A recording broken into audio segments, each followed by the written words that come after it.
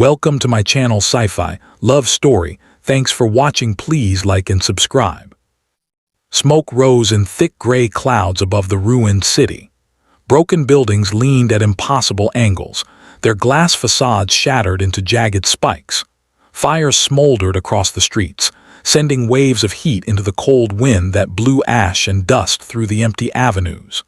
Everywhere, the silence of death pressed down, heavy and oppressive, broken only by the distant groans of alien war machines moving through the debris. Amid the destruction, a single figure stood, human, alone, armor battered and scorched, helmet lost somewhere in the chaos, rifle held tightly in hands that trembled not from fear but exhaustion. Every inch of his body ached. Cuts crisscrossed his face, his uniform hung in rags, yet his posture was unbroken. Above him, the alien sky glowed with a red hue, tinged with smoke and the lights of hovering ships. A massive warship descended, blocking the horizon. From its hull, a ramp extended, and from it stepped the figure who had conquered hundreds of worlds. She was tall, taller than any human, her silver eyes sharp and cold. Every movement carried authority, every breath seemed to demand obedience. The alien commander had never been denied in centuries of conquest. She expected the same here. Her army spread across the street in perfect formation, weapons raised, awaiting a single word. And yet the human did not kneel. He did not drop his weapon. He did not flinch. The commander's lips curled into a small, amused smile. So, this is a human, she thought. Stories of their stubbornness had reached her ears, exaggerated tales of resilience and courage, but she had dismissed them as myths. Yet here he stood, one man defiant against a force that could crush entire planets without a second thought. She stepped forward, her voice carrying across the ruins like the strike of a bell. "Human soldier, drop your weapon and surrender immediately."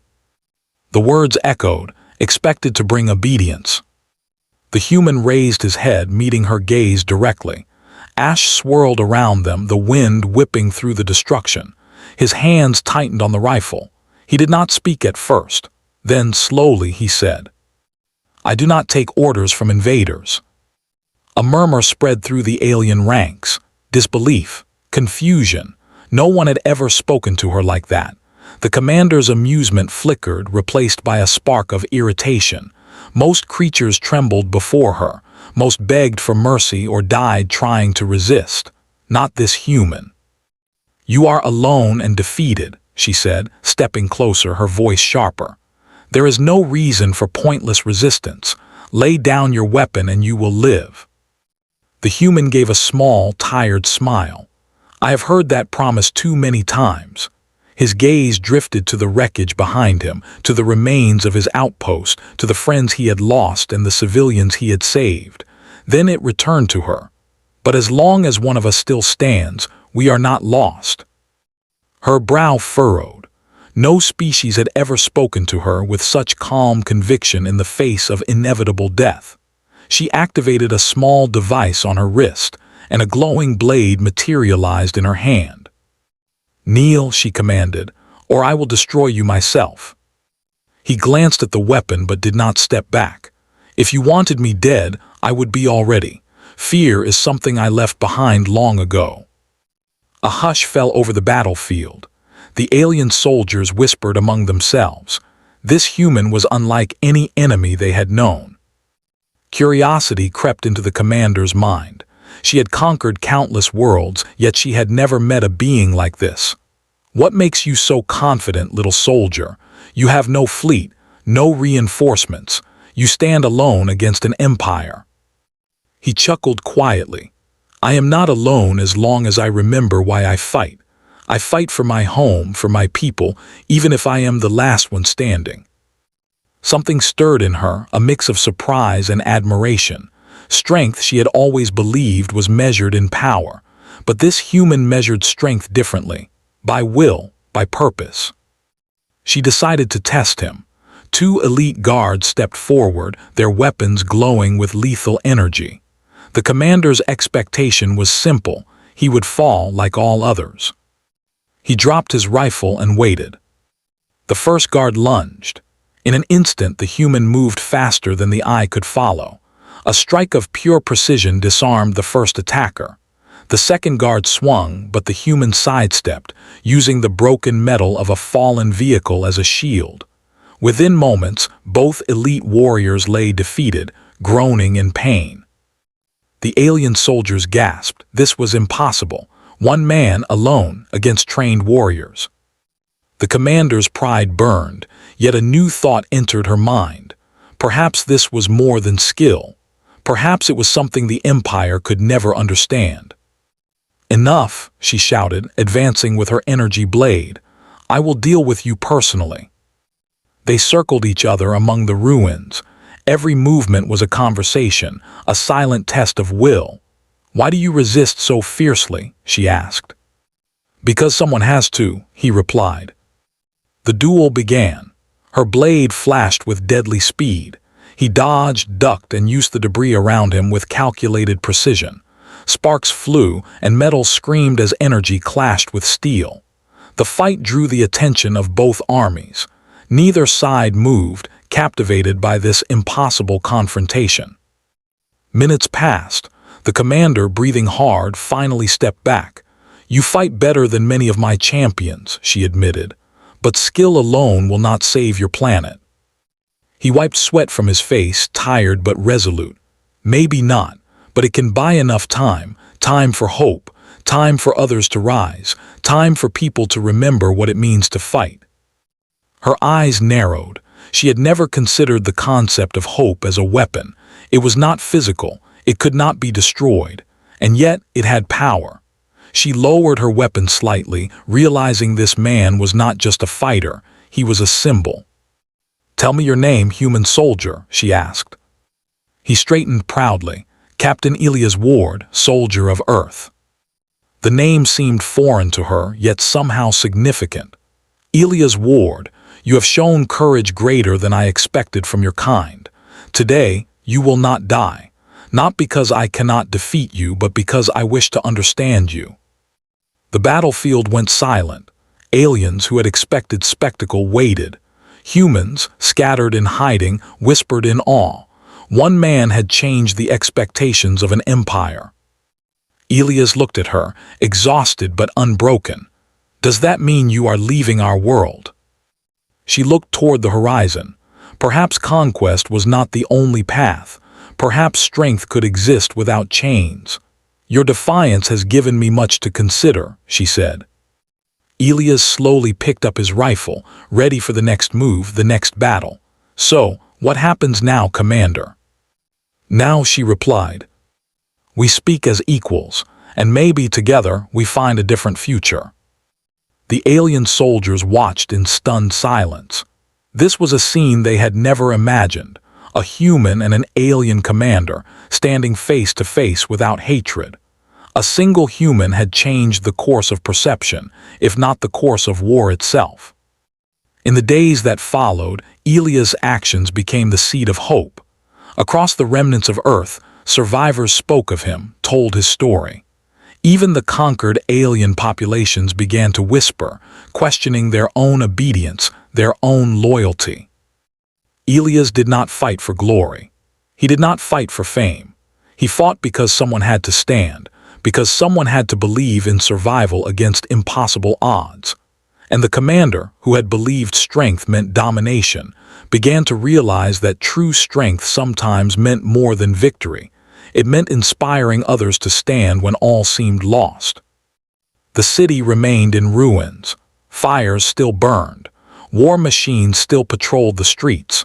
But in the midst of destruction, one man had planted a seed, a belief that humanity would rise again. And in the quiet of her command ship, the alien commander stared at the red sky, remembering the calm, unwavering eyes of Captain Elias Ward. For the first time, she wondered, could a species that fought with hope instead of fear change the galaxy? The answer, she suspected, would not be immediate. But one thing was certain: the human who refused to kneel had already begun to shape the future. And the galaxy would never forget the day one man stood alone, unyielding, against an empire. The red sky still hung over the ruined city, But the fires burned lower now, turning smoke into a thin veil of gray. Captain Elias Ward sat on the edge of a broken wall, rifle resting across his knees. His body was sore, his muscles screaming, but his spirit remained unbroken. The alien commander, tall and commanding, approached silently. Her silver eyes, which had once inspired fear, now reflected something new, curiosity and perhaps respect. "You fought well," she said quietly. Her voice had lost its bite. "I underestimated your species." Elias looked up, his face smeared with dust and blood. He did not smile, but his tired eyes held quiet determination. "You should never underestimate humans," he replied. The commander's hand hovered near her weapon before she lowered it completely. For the first time in her life, she did not act out of conquest. Instead, she watched, trying to understand. Why continue fighting when your cities are gone, your fleets destroyed, and your people scattered? "Because surrender isn't an option," Elias said simply. "Because hope is stronger than fear." The words hung in the air. Around them, the battlefield lay quiet, a city of ghosts and ruins, yet the conversation between two enemies carried a strange weight. The spark of resistance. Elias spent the next days recovering under the watchful eye of the commander. She did not chain him. She did not interrogate him. Instead, she observed. She asked questions about Earth, about humans, about what made them continue when all seemed lost. And Elias answered with honesty, his words measured, calm, yet powerful. "We fight not just for survival. We fight for each other, for the people we love, for the chance that someone, somewhere will rise because we stood." News of his actions spread faster than anyone could imagine. Hidden transmitters, smuggled ships, even alien observers began reporting back about the human who had faced an empire alone and lived. Across conquered worlds, whispers grew. If a single human can resist an entire army, perhaps we are not powerless. On distant planets, enslaved species began testing limits, small acts of defiance here and there. The empire had ruled with fear, but now fear had a crack. And through it all, the story of Captain Elias Ward spread like wildfire. Even within the commander's own ranks, doubt began to grow. Officers who had once obeyed unquestioningly began to question orders. "Why spare him?" some whispered. "He is only one man. We could crush him now and end resistance." But the commander remained silent, her mind caught between centuries of conquest and a newfound understanding of strength. Elias had shown her that power was not only measured in weapons and fleets, but in will and purpose. The empire trembles. Weeks passed and the empire's control began to falter. Small rebellions erupted across occupied worlds. Supply lines were sabotaged. Communication networks went dark. Human survivors, inspired by Elias' defiance, rallied in secret. Other species, tired of oppression, joined them. The Empire's High Council convened, furious at the delays and the rising unrest. "Execute the human immediately," one demanded. "Show them fear is the only law." The commander stood silently, her mind weighing the consequences. She knew the humans could not overthrow the Empire alone. Yet, Elias' defiance had ignited something that machines and weapons could not destroy: hope. When ordered to carry out the execution publicly, she chose instead to delay. She met with Elias privately. "They will come for you," she warned. "If they find you alive, the consequences will be severe." Elias met her gaze steadily. "I already faced the consequences," he said. "I chose to fight anyway." Her thoughts were conflicted. She had conquered countless worlds, yet she had never met a being who could change the course of events with words and courage alone. "Perhaps strength is not always domination," she admitted softly. "Perhaps it is inspiration." The rising rebellion. As the Empire focused on Earth, the rebellion spread. Humans struck hidden depots, freed captives, and disrupted supply chains. Alien populations, emboldened by the humans' courage, rose in defiance. Small victories multiplied into larger ones. Where fear had ruled, hope now walked. Elias, though still recovering, joined the resistance. He trained others, shared strategies, and most importantly, reminded them why they fought. "We fight so someone else may rise," he told them. "We fight so our children will not fear the dark." The commander watched from her ship as worlds once under complete control began to resist. She felt a strange pride, not for humanity alone, but for the power of will that could not be measured in numbers or weapons. The Empire's final test. The Empire decided to strike back. A massive fleet moved toward Earth, intending to crush the rebellion once and for all. Elias and the Resistance prepared for a battle they could not possibly win. Yet they fought, not for victory, but for time.